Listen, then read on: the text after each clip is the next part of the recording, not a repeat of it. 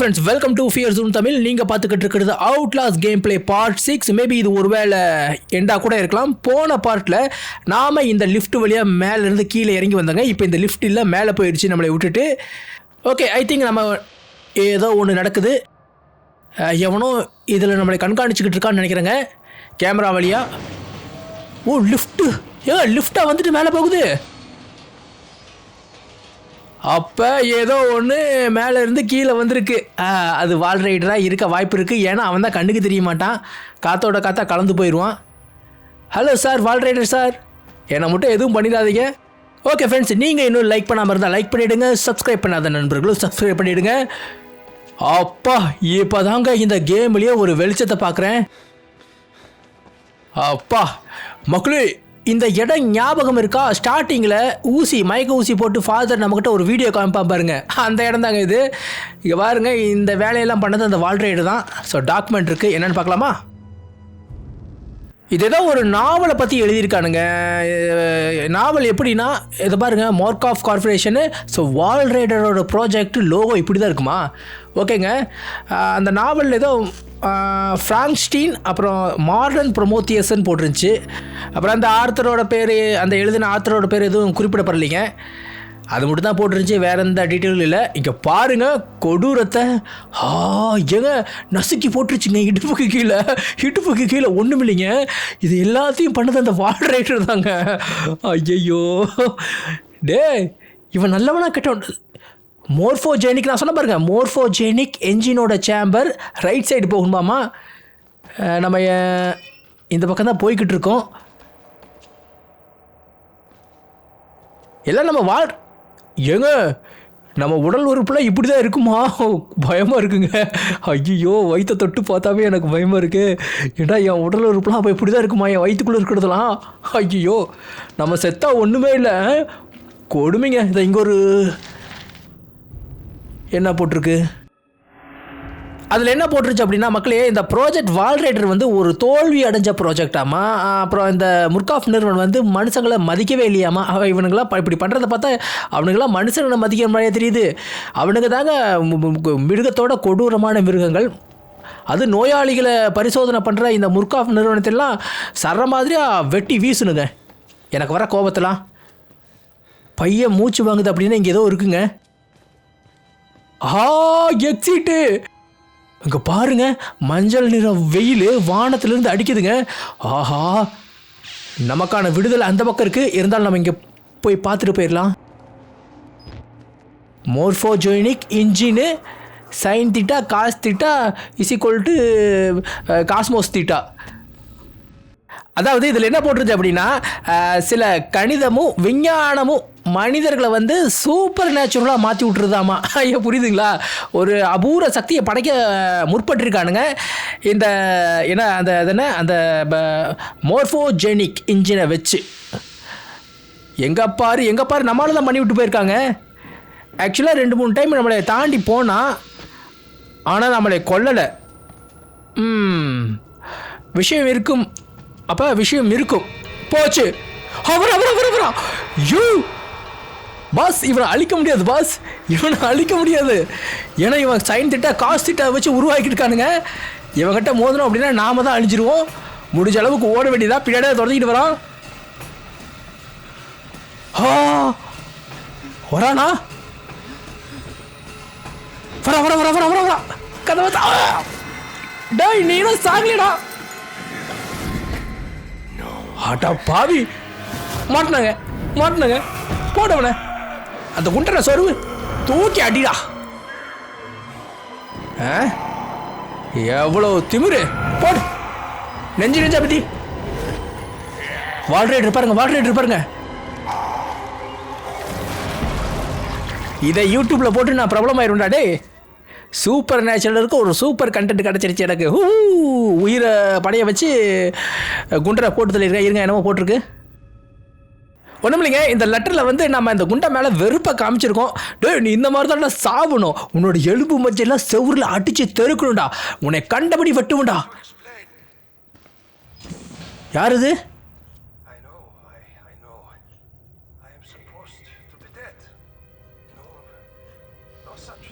டே, மக்களே, இந்த நாய் சாகலைங்க. இவன் தாங்க வெர்னிகா. இவனுக்கு கிட்டத்தட்ட 100 வயசுக்கு மேலே இருக்குங்க. ஓ, இந்த பில்லிங்கிறவன் தான் எவனோ இவனை ப்ரொடெக்ட் பண்ணி காப்பாற்றிட்டு இருப்பான் போல் இருக்கீங்க. எனக்கு ஒன்றுமே புரியல. பில்லியும் செத்துட்டான் தானே? அவனும் ஒரு பேஷண்ட் தாங்க.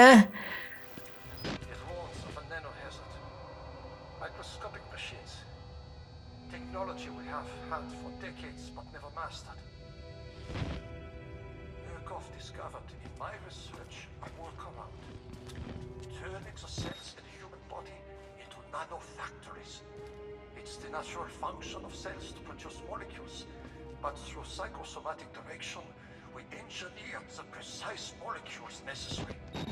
Mind over body. It was foolish and wrong to think we could control it. To use madmen to make something so strong. You have to stop him to murder Billy. Turn off his life support. His anesthesia. You have to undo what I've done. No one can get out of this place while he lives. You must kill him. அப்ப பில்லி தான் வால் rider. So இவன் சாகாமல் இருக்கிறதுக்கு காரணம் அந்த பில்லி தான். இப்போ நம்மளை கொல்றதுக்கு பில்லி அனுப்புகிறான். இவனும் நாமளும் அவனோட பேச்சு கேட்டு போய்கிட்டு இருக்கோம். இதில் இவன் நல்லவனா? இல்லை, இவன் ஒரு கேடு கட்டவன். அப்போ பில்லி நல்லவனா? மேபி அவன் நல்லவனா இருக்க வாய்ப்பு இருக்குங்க. இருந்தாலும் பாருங்கள், நாம் இந்த கிழவன் பேச்சை கேட்டு போய்கிட்டு இருக்கோம். இத்தனை டாக்குமெண்ட்ஸை படித்தோம். எனக்கு புரியல, கேமே சுத்தமாக புரியல. இப்போ வந்து பில்லி தான் வால் ரைடருங்க. இந்த பில்டிங்கிற வந்து ஒரு சின்ன பையங்க, ஒரு 19 வயசு பையன். ஆனால் செத்துட்டான்னு நம்ம ப்ரீவியஸ் இதில் பார்த்துருக்கோம்.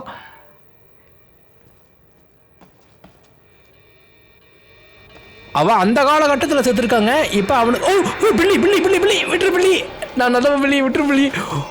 ஓ, இப்போ நான் எங்கே போகிறேன்னு தெரியல. குத்து மதிப்பாக போய்கிட்டு இருக்கேன். இதுக்குள்ளே போக முடியுது.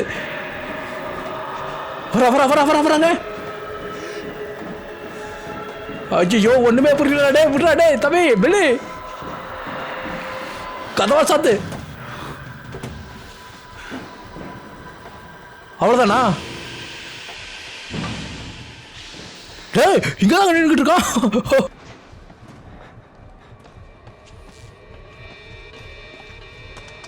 குத்து மதிப்பாக ஓடிக்கிட்டு இருக்கோம். ஏதோ ஒன்று சடவுன் பண்ண சொன்னாங்க. அதை சடவுன் பண்ண தான் ஓடிக்கிட்டு இருக்கோம். ஆனால் என்னத்தை சடவுன் பண்ண சொன்னான்னு தெரியல. மேபி அந்த மோர்ஃபோஜெனிக் இன்ஜினாக இருக்குன்னு நினைக்கிறேன். ஏன்னா அந்த இன்ஜின் தான்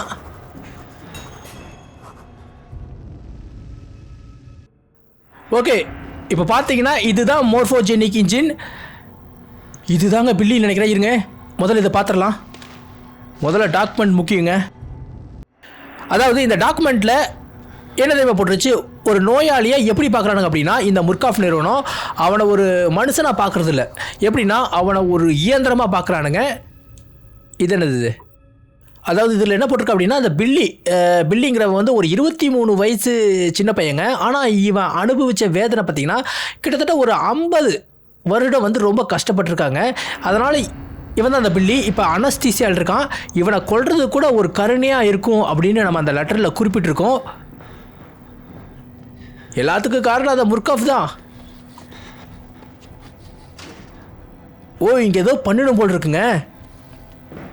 ஸோ இப்போ இந்த மிஷினை ஷட் டவுன் பண்ணணும். இதுதான் மோர்ஃபோஜெனிக் இன்ஜினு. பாருங்கள், ஏகப்பட்ட ப்ராஜெக்ட் பண்ணியிருக்கானுங்க சார். ஓ, இவர் இங்கே நடக்கிறத வேடிக்கை பார்த்துக்கிட்டு இருக்காருன்னு நினைக்கிறேன். இப்போ இந்த மோர்ஃபோஜெனிக் இன்ஜினை ஆஃப் பண்ணணும். ஆஃப் பண்ணால் அந்த பில்லி வந்து செத்துருவாங்க. அப்படி ஆஃப் பண்ணால் அந்த பில்லி அசால்ட்டாக விட்டுருவானா என்ன? வாய்ப்பில்லை ராஜா, வாய்ப்பில்லை. நம்மளை போட்டு பணம் புரட்டு போகிறான். எப்போ வருவான்னு தெரியாது. மக்களை கொஞ்சம் கேர்ஃபுல்லாக இருக்கணும்.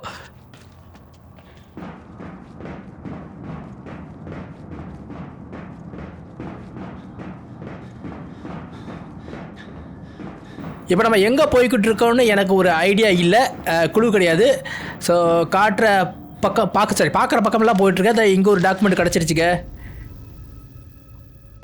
அதாவது இதில் என்ன போட்டுருச்சு அப்படின்னா மாடர்ன் ப்ரொமோத்தியஸ் இல்லைனா ஃப்ராங்க்ஸ்டீன் அப்படிங்கிற ஒரு புத்தகத்திலிருந்து டாக்டர் வெர்னிகே வந்து சில குறிப்புகளை எழுதியிருக்காரு. இதுவா இந்த வாழ்வு தான் திருதுறான். போச்சு போச்சு போச்சு போச்சு. வர வர வர வர வர எங்கே இருக்கான்னு தெரியல. ஆக்சுவலாக அவன் எங்கே இருக்கான்னு என்னால் கண்ணிக்க முடியல. பின்னாடி தான் துரத்திக்கிட்டு வருவான்னு நினைக்கிறேன். திரும்பி பார்த்தோம் அப்படின்னா டைம் வேஸ்ட் ஆயிரும். இப்போ நம்ம போகிற ரூட்டான் கரெக்டான்னு கூட எனக்கு தெரியலிங்க. ஜஸ்ட்டு வரானான்னு பார்த்தேன், சரியாக தெளிவாக தெரியலிங்க.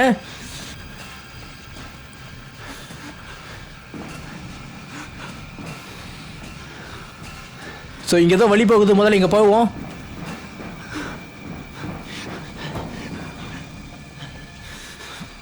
ஏங்க இன்னும் துரத்திக்கிட்டு இருக்காங்க.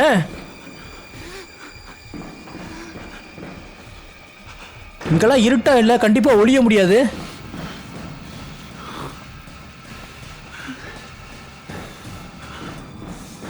ஆள் எங்கே வரான்னு தெரியலிங்க. ஆனால் மியூசிக் மட்டும் அடிச்சுக்கிட்டே இருக்குங்க. வரானா இல்லையா?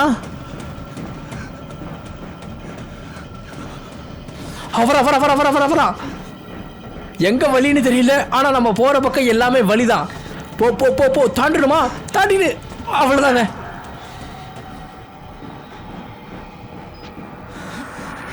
இன்னும் துரத்திட்டு வருதாங்க. இன்னும் துரத்திட்டு வராங்க. ஐயப்பா. ஓ இதுக்குள்ள போனா விட்டுருவாங்க.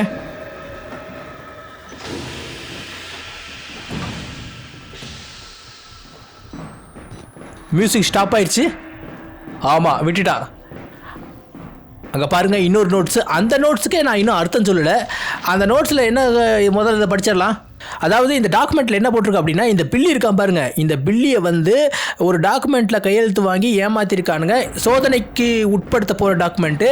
அந்த டாக்குமெண்ட்டில் என்ன போட்டிருக்குங்கிறது சரியாக தெளிவாக சொல்லலை, அவனுக்கு தெரியாது. ஓகேங்களா? அவனோட இதயத்தை வந்து ஸ்டாப் பண்ணியிருக்கானுங்க சோதனையும் போடும். ஆனால் இந்த விஷயமெல்லாம் அவங்க அம்மாவுக்கு தெரியும். அவங்க அம்மாவுக்கு தெரிஞ்சு ஆனால் அவள் வந்து பில்லிக்கிட்ட சொல்லலைங்க. பாவம் பையன் மருத்துவ உதவிக்காக பணமும் அவங்க அம்மாவுக்கு பணம் கொடுக்கறதுக்காகவும் தான் இந்த ஒரு சோதனையை ஒத்துக்கிட்டு இருக்கான். ஆனால் கடைசியில் இப்படி ஒரு மரணத்தை கொடுத்துட்டானுங்க. ஆக்சுவலாக அவன் அனத்தீசியாவில் இருக்க மாதிரி தானே இந்த டாக்டர் வெர்னிகா இப்போ கூட நம்மக்கிட்ட சொன்னானே. அந்த அனத்தீசியா மிஷினை கட் பண்ண தான் நாம் இப்போ போய்கிட்டு இருக்கோம்னு நினைக்கிறேன்.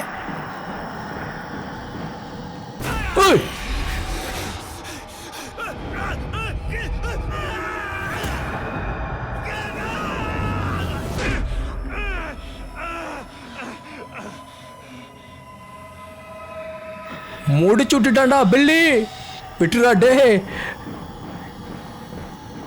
கதவை சாத்திட்டு ஓடிடலாங்க. என்ன பண்ற பாத்தீங்களா? நான் பில்லி கூட இருக்குன்னு ஆசைப்படுறேன். பில்லியும் என் கூட தான் இருக்கணும்னு ஆசைப்படுறான். அதான் என்னை ஃபாலோ பண்ணி துரத்திக்கிட்டு இருக்கான்.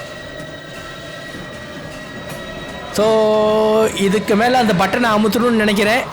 வேற ஓடுறதுக்கு ஒளியறதுக்கு வழியில் அமுத்தி பார்ப்போம்.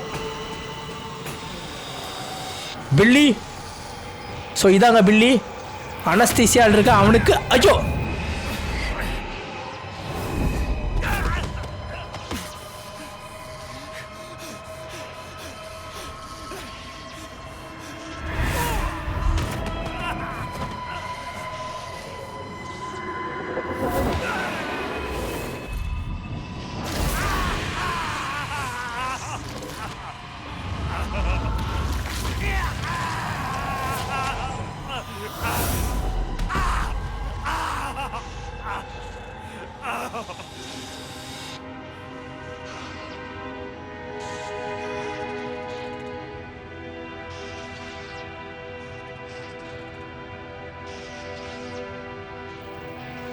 எங்கங்க பில்லி நம்ம உடம்புக்குள்ள பூந்துட்டானா?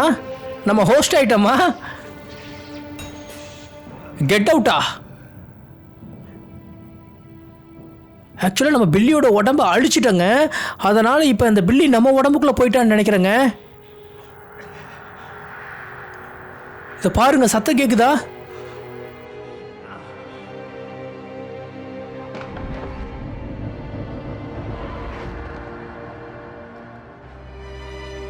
இந்த ப்ராஜெக்ட் வால் ரைடுங்கிறது வந்து ஒரு நரகத்துக்கான கேட்வேங்க.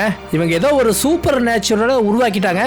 ஆக்சுவலாக அந்த நம்ம இப்போ அந்த பில்லியோட உடம்பை அழிச்சிட்டோம். ஸோ அவன் உடம்பு அழிஞ்சனால அவனுக்கு இன்னொரு உடம்பு தேவைப்பட்டிருக்கு. அந்த உடம்பு நம்மளுக்கு தான். அதனால் இப்போ உள்ளே போயிட்டான்னு நினைக்கிறேன். ஏன்னா சுற்றி அவனோட சத்தம் கேட்டுக்கிட்டு இருக்குல்ல, சர்ரு புர்ருன்னு. ஏங்க எனக்கு என்னன்னா, இது பாருங்களேன், இது ப்ராஜெக்ட் வால் ரைடோட லோகோ. ஸோ முடிஞ்சுதா? அவ்வளோதான், கேமே முடிஞ்சுதுன்னு நினைக்கிறேங்க. ஸோ இதை நம்ம தாண்டி போகிறோம். அதுதான் ஒரு சிம்பாலிக்காக சொல்கிறானுங்க கேம் முடிஞ்சுதுன்னு. எனக்கு என்னடா, இதா பாருங்க கேட்குதா? இதை தாங்க சொன்னேன். அவுட்லாஸ் 2ல் நம்ம சண்டை போட ஆரம்பிச்சிருவோம்னு நினைக்கிறேன். ஆனால் இந்த வர்ணிகா இங்கே இருக்கா பாருங்க, இங்கே பாருங்க.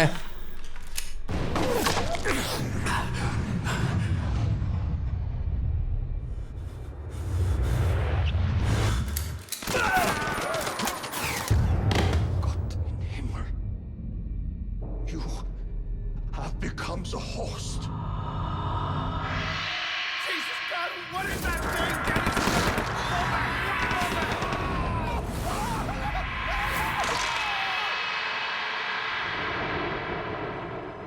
ஓகே, ஐ திங்க் இதோட கேம் முடிஞ்சதுன்னு நினைக்கிறேன். ஆமாங்க. ஸோ இதை கட் பண்ணிடலாம்.